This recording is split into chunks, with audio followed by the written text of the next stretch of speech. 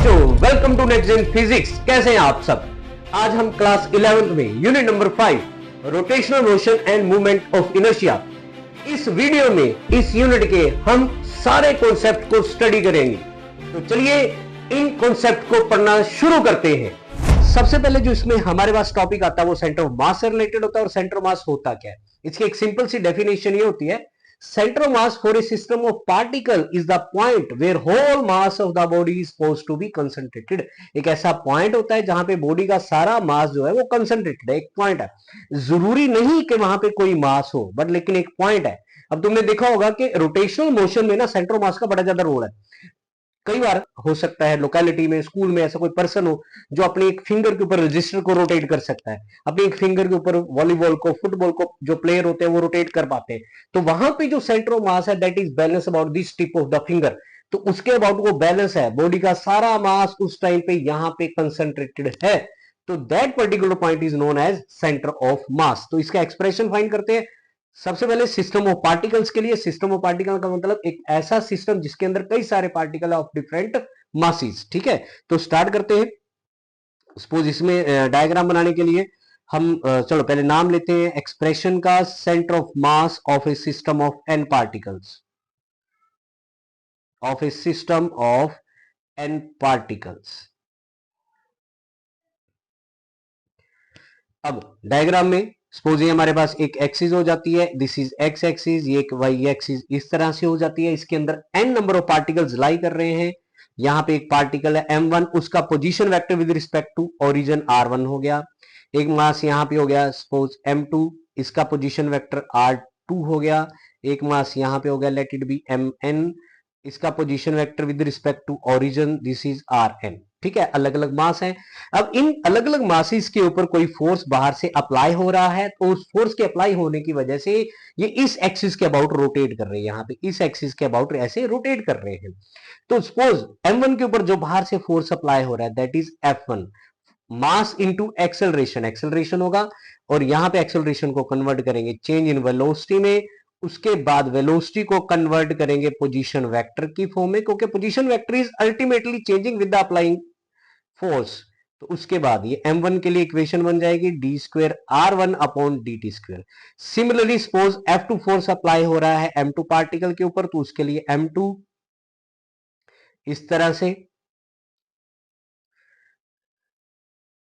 d by dt, और ये dr2 by dt हो जाएगा। आफ्टर दैट ये हो जाएगा m2 d square r2 upon dt square. ऐसी चलते चलते जब हम fn की तरफ आते हैं, n पार्टिकल के ऊपर सपोज fn फोर्स अप्लाई हुआ है, तो उसके लिए भी इसी तरह से सिमिलरली इसको सीधा लिख देंगे, ये बन जाएगा d square r n upon t t square. Suppose ये सारे जो फोर्सेस हैं मिलकर इस पूरे के पूरे सिस्टम को रोटेट कर रहे हैं, तो इसकी वजह से सपोज मैं इन सबको ऐड कर देता हूं, F1 plus F2 plus up to ये Fn तक जाएगा, और इज इक्वल टू सारी इक्वेशन एज इट इज आपने लिख देनी है, d square r one t t square आ जाएगा।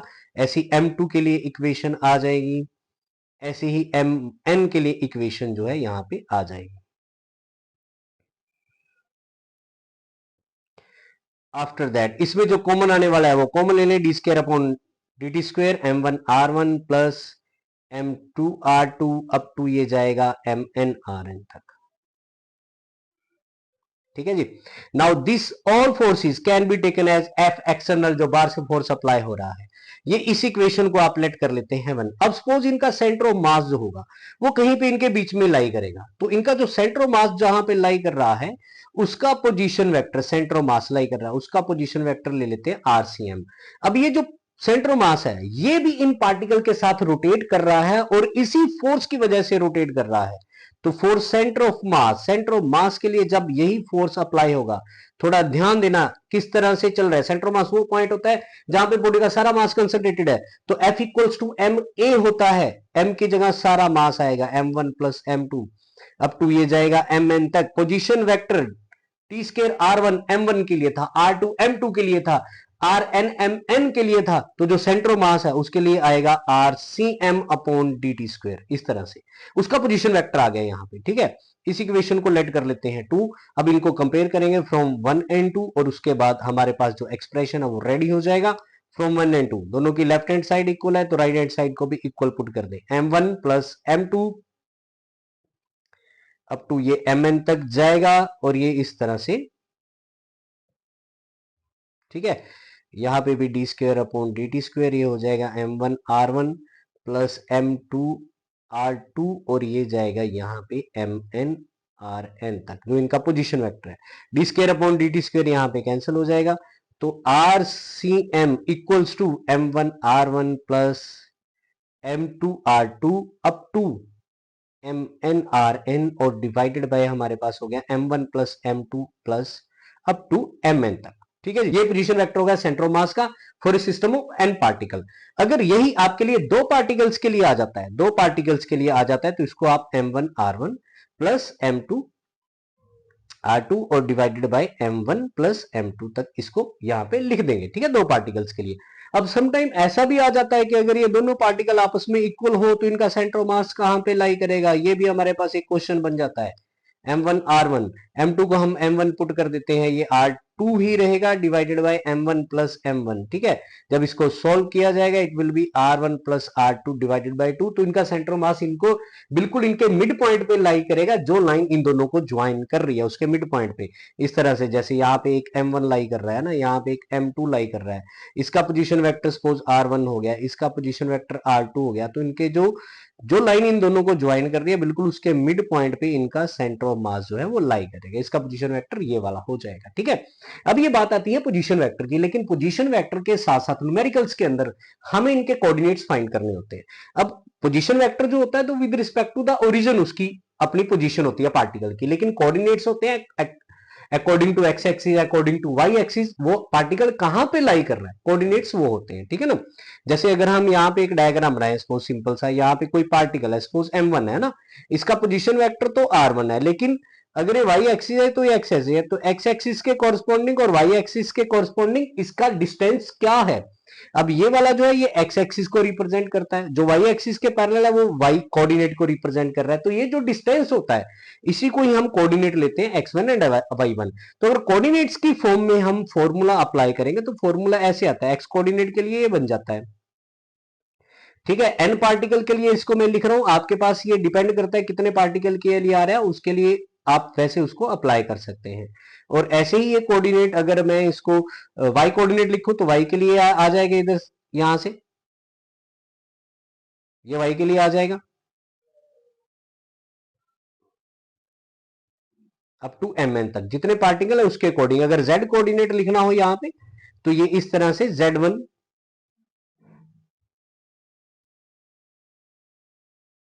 ठीक है, इसके ऊपर वेक्टर नहीं लगाएंगे आप, वेक्टर जो है वो आपने उसके ऊपर लगाया था जो पोजीशन वेक्टर था, ये जस्ट कोऑर्डिनेट है, डिस्टेंस है ये अभी, ठीक है।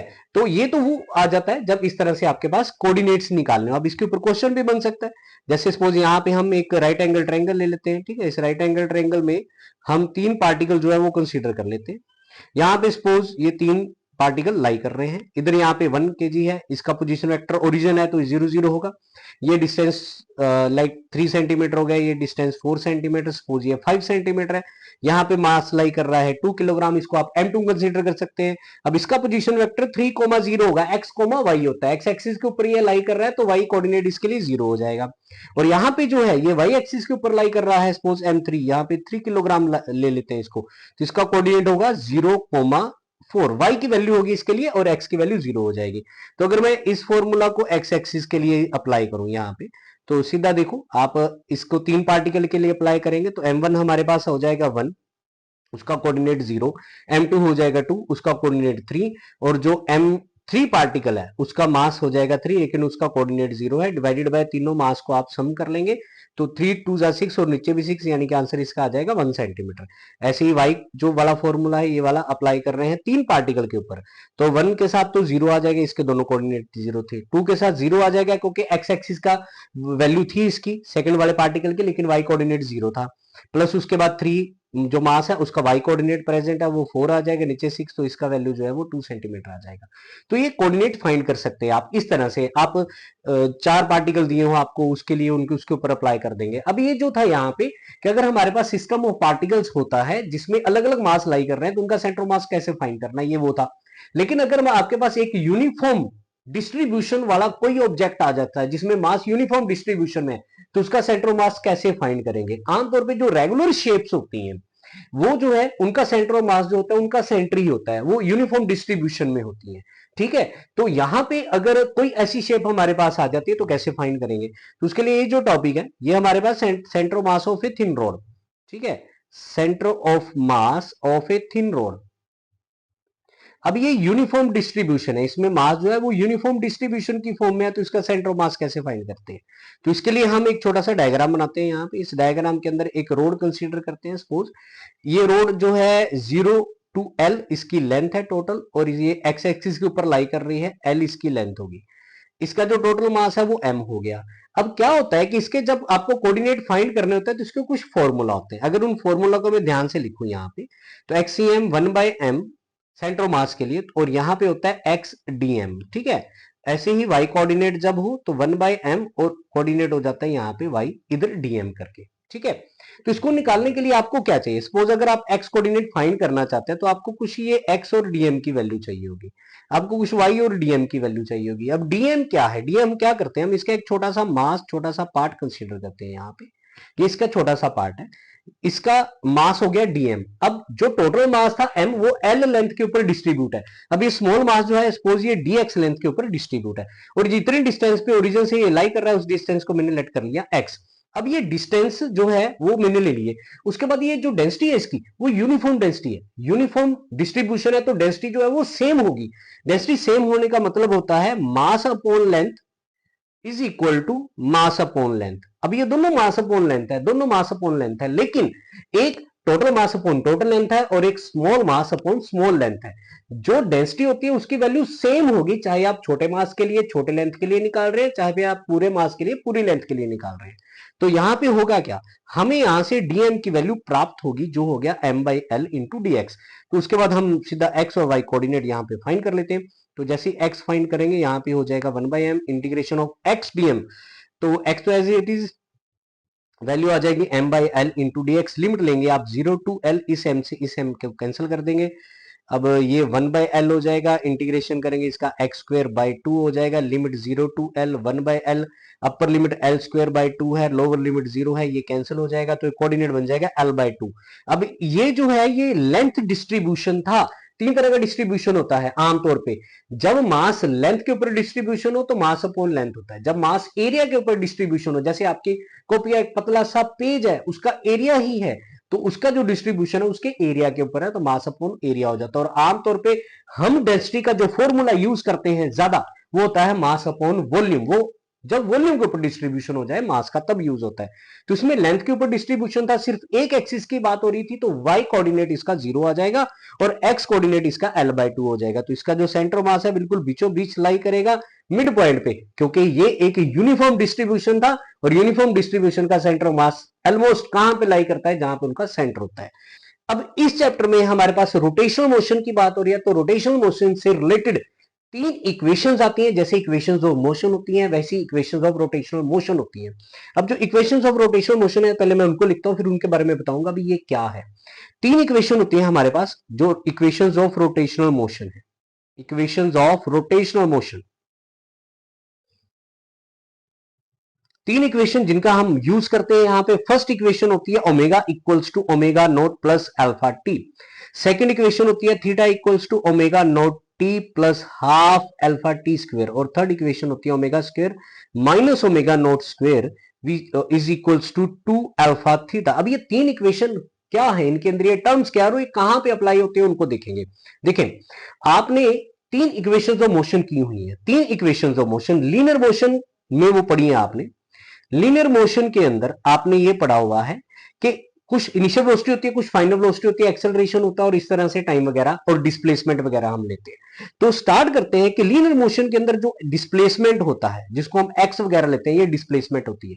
लेकिन रोटेशनल मोशन के अंदर ये क्वांटिटी हमारे पास कन्वर्ट हो जाती है। रोटेशनल मोशन में हम डिस्प्लेसमेंट का यूज नहीं करते, हम एंगुलर डिस्प्लेसमेंट का यूज करते हैं और वो थीटा होता है। ठीक है जी, ये चीज आपको याद रखनी है। वहां पे डिस्प्लेसमेंट, यहाँ पे एंगुलर डिस्प्लेसमेंट, वहां पे जो वेलोसिटी होती है इनिशियल वेलोसिटी वो यू ली जाती है, यहाँ पे इनिशियल एंगुलर वेलोसिटी लेते हैं, एंगुलर वर्ड इसमें आ रहा है साथ में, इसको ओमेगा नोट लिया जाता है, ठीक है। और इनका आपस में एक रिलेशन भी होता है कि how linear velocity can be converted into rotational यानी कि एंगुलर वेलोसिटी। तो उसके लिए जो रिलेशन होता है वो मैं यहां पे लिख रहा हूं, आप उसको नोट कर सकते हैं। अगर फाइनल वेलोसिटी का है तो अलग रिलेशन है, इनिशियल वेलोसिटी का तो अलग रिलेशन है। v equals to are omega बोलते हैं, वैसे यहां पे u equals to are omega nought आ जाता है। r जो है वो रेडियस हो सकता है ऑब्जेक्ट का या पार्टिकल का एक्सिस ऑफ रोटेशन से डिस्टेंस हो सकता है, जिस पार्टिकल के ऊपर आप फोर्स अप्लाई करके उसको रोटेट कर रहे थे, जैसे पीछे R1 R2 वगैरह आया था, तो वो ये R यहाँ पे हो सकता है, ठीक है जी। उसके बाद जब v है तो यहाँ पे आप ओमेगा ले लेंगे, तो फिर आपके पास ये v equals to are omega बन जाता है। अब linear velocity becomes angular velocity, initial angular velocity and final angular velocity दोनों आ गई। उसके बाद एक्सेलरेशन, यहाँ पे एक्सेलरेशन होता है पर यहाँ पे एंगुलर एक्सेलरेशन होता है, यहाँ पे अल्फा का यूज किया जाता है और दोनों का रिलेशन भी होता है आपस में, a equals to r alpha. Numericals के अंदर ये यूज होता है तो इसको अच्छे से याद रखना है। कुछ और टर्म्स जो यहाँ पे कन्वर्ट होती हैं जो आएंगे आगे फॉर्मूला भी उनके करेंगे, जैसे आपके पास लीनियर मोमेंटम होता है, लीनियर मोशन के अंदर p linear momentum, rotational motion के अंदर हम p का नहीं l का यूज करते हैं जो एंगुलर मोमेंटम होता है, और इसका p और l का आपस में रिलेशन क्या होता है वो आगे उसका फॉर्मूला लिखेंगे हम। और ऐसे ही जो फोर्स होता है लीनियर मोशन के अंदर जो उसका रोल होता है, रोटेशनल मोशन के अंदर जो रोल होता है वो टॉर्क का होता है। तो टॉर्क कैसे बना, टॉर्क आप सीधी भाषा में ये समझ सकते हैं rotational effect of a force होता है, आगे इसके बारे में पढ़ेंगे। तो ये तीन इक्वेशन अब आपको अच्छी तरह से पता चल गई होगी, इसमें ओमेगा क्या है, ओमेगा नोट क्या है, थीटा क्या है, टी क्या है वो तो टाइम में होता है, और अल्फा क्या है। अब इन इक्वेशन से रिलेटेड आपके पास न्यूमेरिकल आते हैं, और न्यूमेरिकल किस तरह से होते हैं इन इक्वेशन में, साथ साथ में आपको एक और बात याद रखनी है कि आपके पास सम टाइम फ्रीक्वेंसी यूज हो जाती है। फ्रीक्वेंसी क्वेश्चन के अंदर आपको फ्रीक्वेंसी दी होती है, फ्रीक्वेंसी को आपने एंगुलर वेलोसिटी के फॉर्म में कन्वर्ट करना है, तो उसके लिए फॉर्मूला होता है omega equals to 2 pi f. अगर ओमेगा नोट है तो omega naught equals to 2 pi f naught हो जाता है, अगर ओमेगा है तो वो बन जाएगा 2 पाई एफ। एफ फ्रीक्वेंसी होता है, फ्रीक्वेंसी होता है रेवोल्यूशन पर मिनट या रोटेशन पर मिनट, आमतौर पे ये आरपीएम में होती है। तब ये फ्रीक्वेंसी यूज कहां पे होती है, देखो हमारे पास कोई क्वेश्चन है, सपोज कोई ऑब्जेक्ट है वो रोटेट कर रहा है, ठीक है, तो उसका आरपीएम दिया हुआ है, हमें दिया कि it increases its RPM from 60 RPM to 120 RPM, ठीक है। इसके ये रोटेशन पर मिनट इंक्रीज हो गए 62 आरपी, टाइम लगा उसको 3 सेकंड, ठीक है। तो हमें क्वेश्चन आ जाता है कि आप इसका अल्फा फाइंड करो, एंगुलर एक्सेलरेशन जो इसकी फाइंड करो। अब एंगुलर एक्सेलरेशन फाइंड करेंगे तो उसके लिए जितने भी ऊपर फॉर्मूला थे सबके अंदर ओमेगा वगैरह यूज हो रहा था, लेकिन यहाँ पे कैसे आएगा मैं अभी आपको दो वैल्यू बता चुका हूँ। ये जो है ये आपके पास एफ नोट को रिप्रेजेंट कर रहा है, स्टार्टिंग फ्रीक्वेंसी है, ये आपके पास फाइनल फ्रीक्वेंसी एफ को रिप्रेजेंट कर रहा है। जब एफ नोट का आप यूज करेंगे तो वहां से ओमेगा नोट आएगा 2 पाई एफ नोट, लेकिन ये आपके पास आरपीएम में दिया हुआ है, आप इसको आरपीएस में कन्वर्ट करेंगे, 2 पाई 60 डिवाइडेड बाय 60 करेंगे, ये कैंसिल हो गया, हमारे पास हो जाएगा 2 pi. This is the value of omega nought. और ऐसे ही जब ओमेगा फाइंड करेंगे वो 120 आरपीएम है, 2 पाई एफ लिखेंगे उसको, ठीक है। तो 2 पाई एफ, एफ 120 आरपीएम है, आरपीएस में कन्वर्ट करेंगे, 60 से डिवाइड करेंगे, ये हो जाएगा ओमेगा इक्वल्स टू 4 पाई। हमें कहा गया कि आप एंगुलर एक्सेलरेशन फाइंड करो, alpha equals to omega minus omega naught upon t होता है, तो alpha equals to 4 pi minus 2 pi divided by ये आ जाएगा 3, तो ये 2 पाई बाय 3, ये आपकी एंगुलर एक्सेलरेशन जो है वो होगी। आप चाहे पाई की वैल्यू पुट करके सोल्व करके आंसर ले सकते हैं। अब इनके जो यूनिट है वो आपको याद रखने हैं, रेडियन पर सेकंड स्क्वायर है ना, जैसे जो थीटा होता है थीटा रेडियन में यूज होता है, जो ओमेगा वगैरह होते हैं, जो वेलोसिटी होती है एंगुलर वेलोसिटी जैसे ओमेगा ओमेगा नोट है ना, ये रेडियन पर सेकंड होते हैं। एंगल का ऐसा यूनिट रेडियन होता है, ओमेगा का रेडियन पर सेकंड हो गया, अल्फा का जो है वो रेडियन पर सेकंड स्क्वायर होता है, ठीक है, ये इनके यूनिट है। आगे एल के और टो के यूनिट जो है वो हम उसके साथ साथ बात कर लेंगे। तो इस तरह से ये क्वेश्चन आपके पास आ जाता है। बाकी न्यूमेरिकल्स इसके तकरीबन उस तरह से होते हैं जैसे आप equation of rotational motion equation of motion के क्वेश्चन करते हैं ना, उस तरह से इसके क्वेश्चन होते हैं। बस एक्स्ट्रा जो मैंने आपको बताया वो चीज यूज हो रही थी, जैसे आरपीएम वगैरह उसको आरपीएस में कन्वर्ट करके कैसे करना है वो हो गया, ठीक है जी। अब उसके बाद आ रही है उन दो टर्म्स की बारी जिनको हम बात कर रहे थे, टॉर्क एंड एंगुलर मोमेंटम, ठीक है। तो जो टॉर्क है हमारे पास, टॉर्क, ठीक है, torque torque rotational effect of a force होता है। अब टॉर्क जो होता है किसी ऑब्जेक्ट को रोटेट करने के लिए बड़ा ज्यादा जरूरी होता है। इसका सिंपल सा एग्जांपल ये होता है कि देखो हम घर के जो दरवाजे हैं जब उनके हैंडल को पकड़ के हम उनको बंद करते हैं खोलते हैं तो हम उनको रोटेट कर रहे होते हैं, ठीक है। अब जो उसका टॉर्क है वो इस बात पे डिपेंड कर रहा है कि आप फोर्स कितना अप्लाई कर रहे हैं और कहां पे अप्लाई कर रहे हैं, दोनों के ऊपर डिपेंड करता है। ठीक है, तो देखो ऐसा होता है जैसे हमारे पास सपोज ये डोर है, ठीक है, आपने तकरीबन देखा होगा कि डोर का जो हैंडल है बिल्कुल उसके एक साइड में होता है ना, साइड से उसको पकड़ के ओपन करो और वहां से ही उसको हम अप्लाई करते हैं फोर्स उसके ऊपर। ऐसा नहीं होता है कि डोर का जो हैंडल है बिल्कुल उसके सेंटर में दिया हो। सेंटर में अगर देंगे तो क्या हम उतना ही टॉर्क प्रोड्यूस कर पाएंगे एक पर्टिकुलर फोर्स से जितना हम एक साइड वाले जो हैंडल है वहां पे अप्लाई करते हैं? थोड़ा इस चीज को ध्यान से समझना। ये होता क्या है, देखो यहां पे सपोज हमारे पास कोई सिंपल ऑब्जेक्ट है। अब टॉर्क को समझ रहे हैं, टॉर्क क्या होता है इस तरह से, ठीक है। कोई सिंपल ऑब्जेक्ट है, सपोज ये ऑब्जेक्ट है, ठीक है, हम इसको रोटेट करना चाहते हैं तो इसके ऊपर कोई फोर्स अप्लाई करेंगे। इसका जो डिस्टेंस है वो ले लेता हूं मैं आर, ठीक है। इसको फोर्स अप्लाई किया मैंने सपोज इस तरह से, यहां से इसको मैंने कर दिया फोर्स अप्लाई, ठीक है। तो ये फोर्स है, यहां पे आर और एफ ये दो हमारे पास इस तरह से होगी। तो एक मैंने यहां से एक परपेंडिकुलर डिस्टेंस यहां पे जो है यहां पे ड्रॉ कर दी। अब ये परपेंडिकुलर डिस्टेंस क्या था, देखो आर एक पार्टिकल का पोजीशन वेक्टर, उसके ऊपर मैंने यहां से ऐसे फोर्स अप्लाई कर रहा है, मैं उसको इस तरह से इस एक्सिस के अबाउट ऐसे रोटेट करना चाहता हूं, ठीक है। तो फोर्स मैंने अप्लाई कर दिया। अब वो रोटेशन होगा या नहीं, कितना रोटेशन होगा, वो तो फोर्स की डायरेक्शन के ऊपर डिपेंड करता है, ठीक है। हमें चाहिए फोर्स, जो टॉर्क होता है ना, टॉर्क बट एक्चुअल में जो टॉर्क होता है, टॉर्क होता है force into perpendicular distance. Perpendicular distance, अब ये परपेंडिकुलर डिस्टेंस होता क्या है, जहां पे आप फोर्स अप्लाई कर रहे हैं, जिस जगह पे आप फोर्स अप्लाई कर रहे हैं उसका एक्सिस ऑफ रोटेशन से perpendicular distance, this is axis of rotation. यहां से परपेंडिकुलर डिस्टेंस आपको ये जो है वो फाइंड करना है। तो आपको ये परपेंडिकुलर डिस्टेंस जब फाइंड करना है तो उसके लिए कुछ एंगल चाहिए, ठीक है। तो यहां पे ये था आर, ठीक है, ये था एफ, सपोज इन दोनों के बीच में एंगल हो गया मेरे पास थीटा, ठीक है। अगर ये थीटा है तो सपोज ये एंगल भी हो गया थीटा। इस ट्रायंगल को अगर एक ओ ए बी सपोज कुछ भी नाम दे दें, अब थीटा के सामने वाली साइड जो है वो वैसे ही परपेंडिकुलर है। तो अगर आप उस परपेंडिकुलर का रिलेशन निकालें तो आर के साथ निकालेंगे क्योंकि वो गिवन है मेरे पास। तो ये हो जाएगा लाइक ओ ए अपॉन ओ बी, यानी कि परपेंडिकुलर अपॉन हाइपोटेनस, है ना, क्योंकि ये हमारे पास बेस हो जाएगा यहाँ 90 डिग्री एंगल। तो this is perpendicular, like this is O A perpendicular, और ये हमारे पास हाइपोटेनस हो गया ओ ए अपॉन ओ बी, ठीक है। परपेंडिकुलर अपॉन हाइपोटेनस हो गया साइन थीटा, तो ओ ए इक्वल्स टू हो गया ओ बी साइन थीटा, और ओ बी की वैल्यू जो मैंने यहाँ पे लिखी हुई है that is r sine theta. तो O A is the perpendicular distance. अगर यहाँ पे एफ फोर्स अप्लाई कर रहे हैं तो परपेंडिकुलर डिस्टेंस आर आर है सपोज, सॉरी परपेंडिकुलर डिस्टेंस जो है वो ओ ए है ना, परपेंडिकुलर डिस्टेंस ओ है। तो यहाँ पे जब ओ ए की वैल्यू पुट करेंगे तो हमारे पास फॉर्मूला बन जाएगा एफ आर साइन थीटा, ठीक है। तो देखो ना यहां से ध्यान से कि टॉर्क जो है वो डिपेंड कर रहा है फोर्स इंटू परपेंडिकुलर डिस्टेंस। तो अगर मैं यहां पे फोर्स अप्लाई कर रहा था, ठीक है, इस जगह पे मैं फोर्स अप्लाई कर रहा था और ये हैंडल था यहाँ पे, जैसे ये डोर है ना, डोर की एक्सिस ये है, इस एक्सिस के अबाउट डोर जो है वो रोटेट करता है।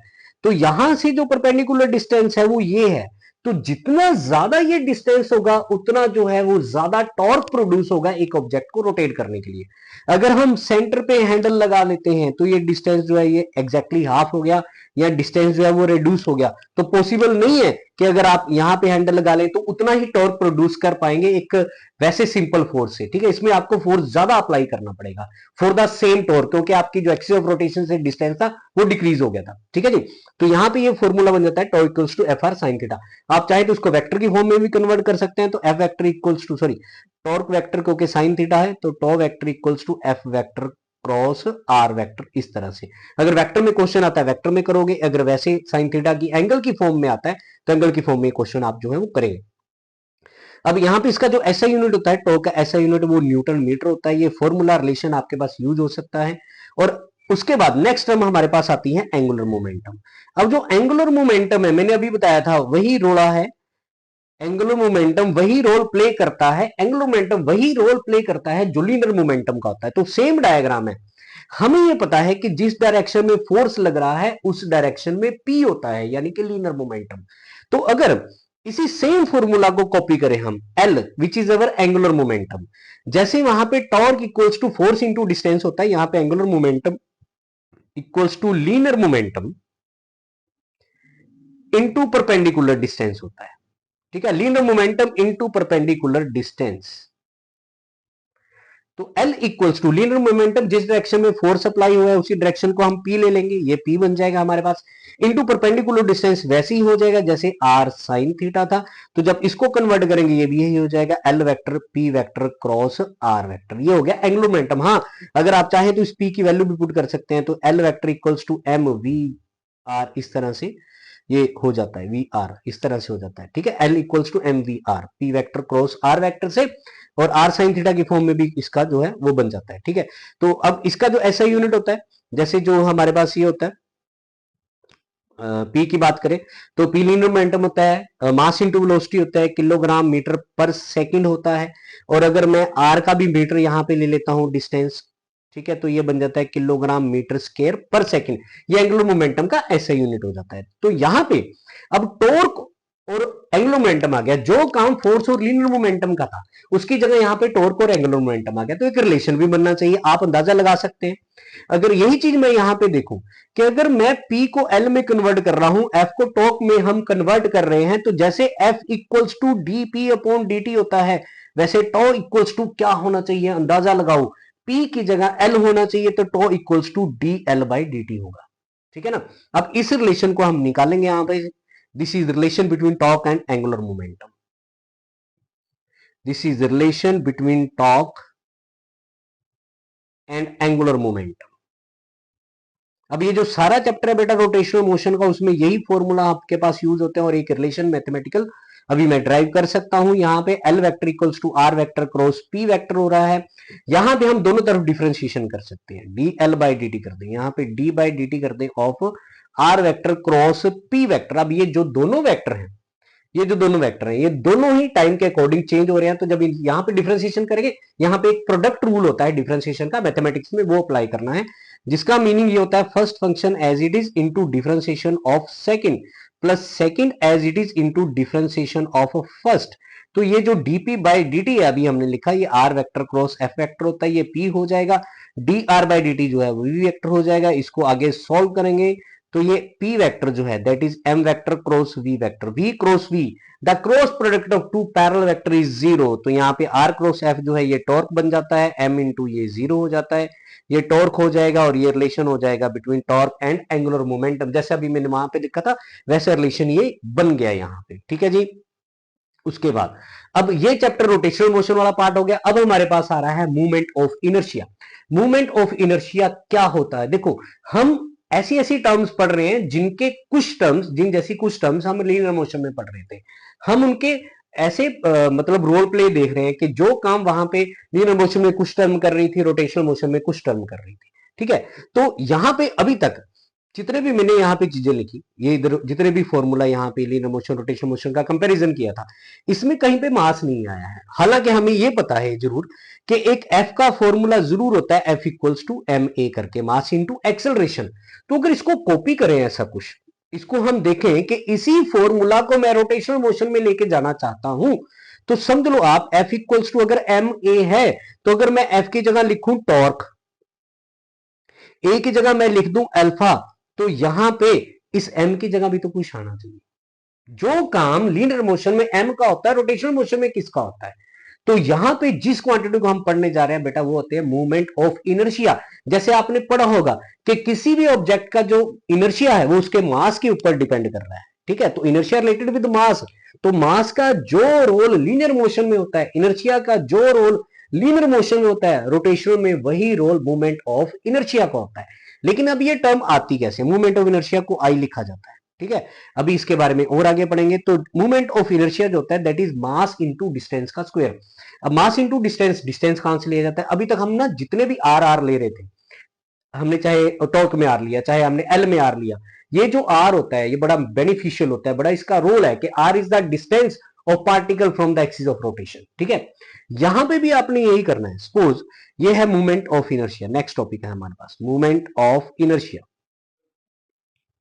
तो मूवमेंट ऑफ इनर्शिया के लिए हम सिस्टम ऑफ पार्टिकल का यूज करेंगे। तो सिस्टम ऑफ पार्टिकल के लिए हमें डिफरेंट मासेस चाहिए।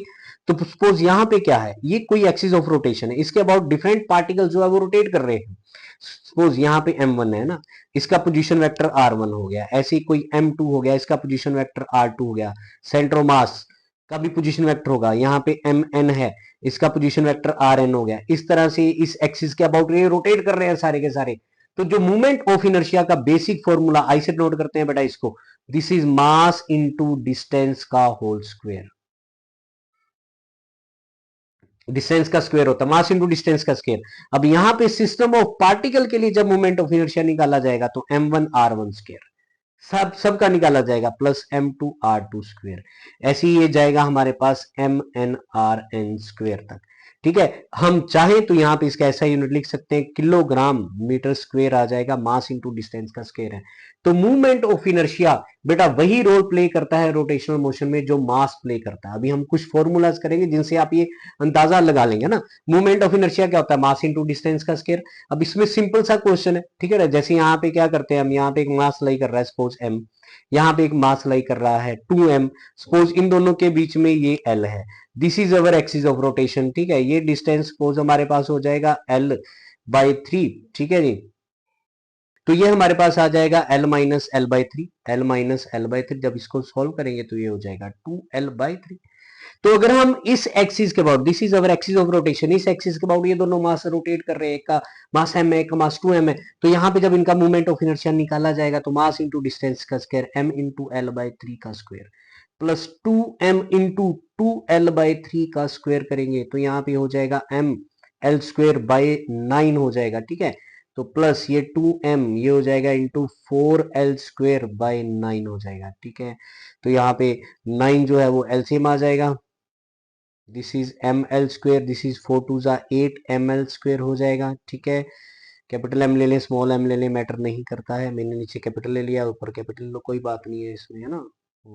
तो ये हो जाएगा 8 और 1 9। ठीक है जी,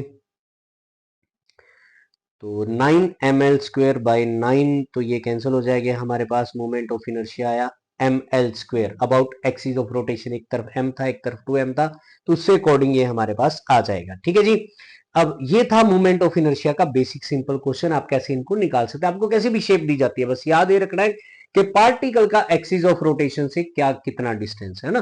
जैसे यहाँ पे ऐसा भी हो सकता है, देखो ये एक ट्रायंगल दी हुई है ना, यहाँ पे 3 मास लाई कर रहे हैं, this is m1, this is m2 and this is m3। ये एक राइट एंगल ट्रायंगल है और ये हमारे पास एक्सिस ऑफ रोटेशन है। ठीक है, इस एक्सिस ऑफ रोटेशन के अबाउट मूवमेंट ऑफ इनर्शिया निकाल के देखना क्या आएगा। याद ये रखना है m1 जो है ये बिल्कुल एक्सिस ऑफ रोटेशन के ऊपर लाई कर रहा है, तो इसके कोऑर्डिनेट 0 0 आएंगे, तो इसका एक्सिस ऑफ रोटेशन से कोई डिस्टेंस नहीं है। ठीक है, तो इसके लिए ये 0 हो जाएगा। m2 का m3 का l/2 एक्सिस बाय रोटेशन से डिस्टेंस हो जाएगा, उसको मूवमेंट ऑफ इनर्शिया आप निकाल सकते हैं। ठीक है जी, उसके बाद अब कुछ फॉर्मूलाज है जिनसे आप कंपेयर करेंगे रोटेशनल मोशन को और जो आपका लीनियर मोशन था, और आई का रोल देखेंगे क्या है। ठीक है, हमारे पास आती है kinetic energy of rotation. Kinetic energy of rotation half I omega square angular velocity. एक रिलेशन आता है between torque and movement of inertia, torque and MOI movement of inertia, दोनों का रिलेशन ये होता है tau equals to I alpha. ठीक है, एक होता है angular momentum, angular momentum and MOI movement of inertia. ठीक है, L equals to I omega. अगर आप इन तीनों इक्वेशंस को कंपेयर करें, जैसे काइनेटिक एनर्जी उसमें होती है लीनियर मोशन में हाफ mv स्क्वायर, वहां पे टॉर्क की जगह अगर हम यूज करें F इक्वल्स टू ma होता है, और वहां पे P को यूज करें तो P इक्वल्स टू mv होता है। इन तीनों इक्वेशंस को अगर आप ध्यान से कंपेयर करें तो देखेंगे जो काम यहाँ पे आपको राइट साइड पे जो रोल आपको मास का लग रहा है, वही रोल लेफ्ट वाली साइड में लग रहा है मूवमेंट ऑफ इनर्शिया का। तो movement of inertia plays the same role as played by the mass in linear motion, and movement of inertia वही रोल प्ले करता है रोटेशनल मोशन के अंदर। ठीक है जी, अब हमारे पास आ रहा है टॉपिक, इसको कहते हैं radius of gyration. Radius of gyration क्या है बेटा जी, अब देखें हमारे पास कोई एक्सिस ऑफ रोटेशन है, अभी हमने देखा था एक्सिस ऑफ रोटेशन है, इसके अंदर डिफरेंट पार्टिकल है, ये m1 है, ये r1 इसका था, ये m2 है, ये r2 है, ऐसे ही यहां पे एक mn था और ये rn है। इन सारे पार्टिकल का जो सेंटर ऑफ मास होगा, इन सारे पार्टिकल का जो सेंटर ऑफ मास होगा, कहीं पे भी लाई करें इन सारे पार्टिकल का सेंटर ऑफ मास, तो सेंटर ऑफ मास का जो परपेंडिकुलर डिस्टेंस होगा फ्रॉम एक्सिस ऑफ रोटेशन से, that is known as radius of gyration. इसको के से नाम दिया जाता है, perpendicular distance of centre of mass of a system of particle from the axis of rotation. अब इसका करना कैसे एक्सप्रेशन देखें, मूवमेंट ऑफ इनर्शिया निकालें। सबसे पहले m1 r1 square m2 r2 square up to ये जाएगा mn rn स्क्वायर तक। ठीक है जी, हम यहाँ पे लेट कर लेते हैं जितने भी पार्टिकल है उनका मास जो है वो सेम है, सबको आपने m लेट कर लेना है।